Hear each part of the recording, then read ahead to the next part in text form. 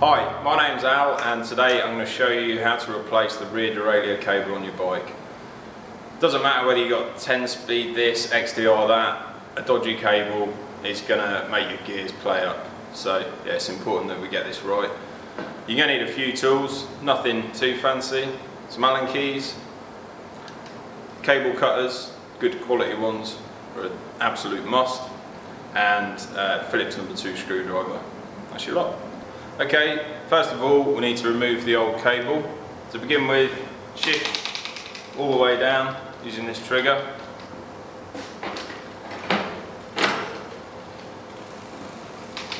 The chain drops all the way down. With the regular mech, it will drop down to the highest gear. If you've got a rapid rise mech, it will drop down to first gear. Once you've done that, remove little bung from the shifter, put that somewhere safe, and then we can cut the cable so we can remove it. Just poke it out at the end of the shifter, like so. To remove the rest of the inner cable, you need to undo the clamp bolt on the mech. If any of the outer cable's damaged or dirty, gummed up with mud or whatever, it really needs to be replaced, otherwise the gears are never going to work properly, even with a new inner cable. Generally, it is the last part of outer to the rear mech that causes the problem. On this bike, the outer cables are in pretty good condition. But whilst we're up there, one thing we can do is pop one of these rubber sleeves.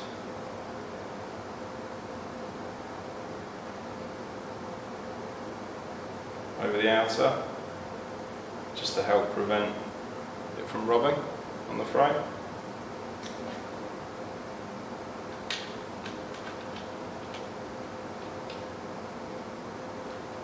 If you do fit a new cable, new bit of outer cable, it's really important to check that you can get full uninterrupted steering and that the cable doesn't catch on anything.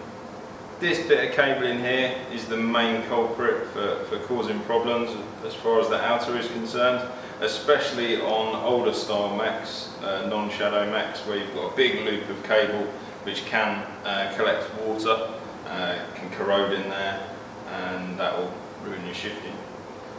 But in this instance, we're just going to replace it just to be on the safe side.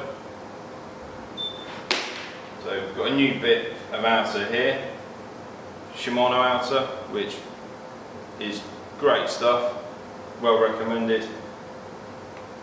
There's no point scrimping on cables, you're not really paying much more, and the performance benefits are definitely worth it. So we need to measure the cable up. We want no kinks, no acute angles, nice smooth entry into the rear mech, like so.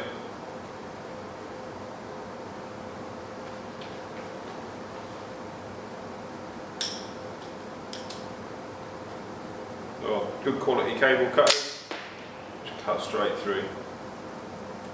And also use the cable cutters to reform the cable so it's nice and round, and the inner cable will pass through it nice and easily.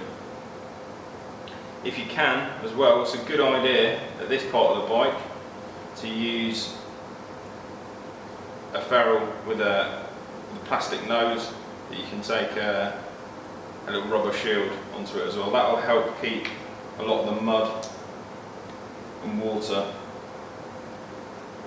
out of that bit of outer cable. Before we fit the inner cable, wind the barrel adjuster all the way in, back out about a turn. That will give us enough adjustment to play with. We need to pop the cable through the port here.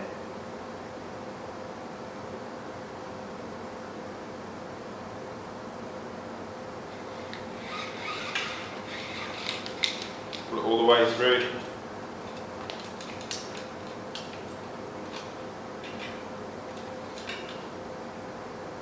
feed it through the first bit of outer.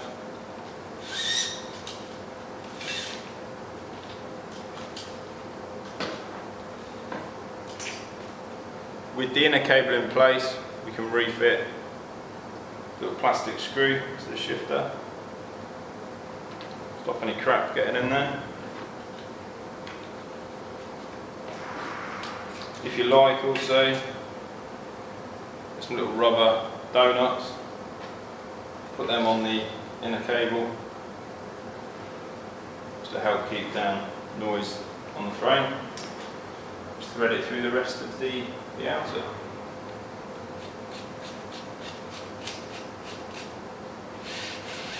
It's also important, any outer that could move as the bike compresses, if you've got a suspension bike, that's of the correct length, so that during the travel it doesn't impede the movement or get pulled, because you'll get ghost shifting.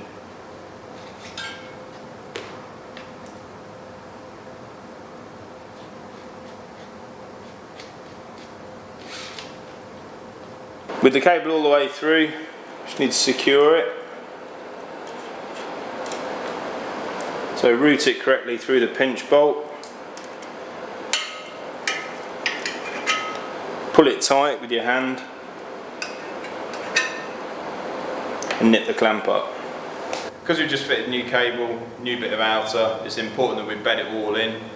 There could be a bit of movement, the end cap's being pushed onto the outer casing, and that will result in the gears going out of alignment on the first couple of rides. So we'll try and eliminate that as much as possible by bedding the cable in.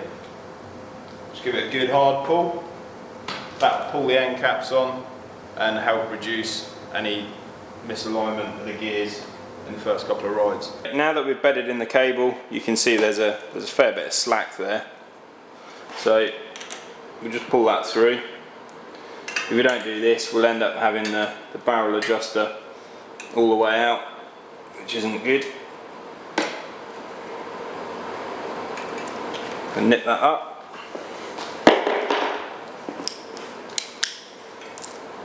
Cut the cable. Cut it fairly short. With the cable cut, we just need to add a crimp, which will help stop it fraying. Pop that on like so. Angle it so it doesn't interfere with the spokes as well.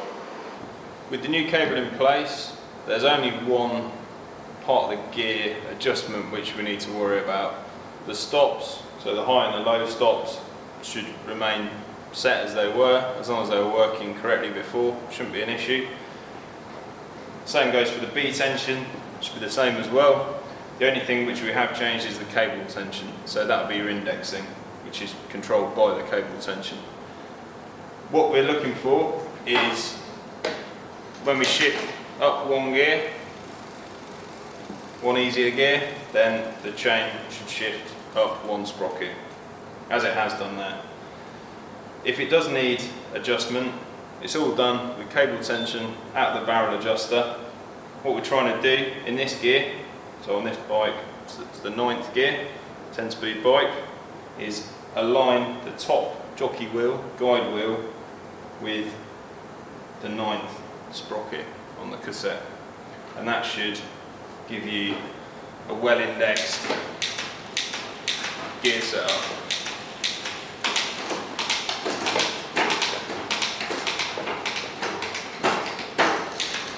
So, yeah, so that's your lot. It's pretty basic, pretty easy, pretty cheap, but it's by far the best way of improving the shifting on your bike. Good luck, give it a go, and we'll see you next time. Cheers, bye.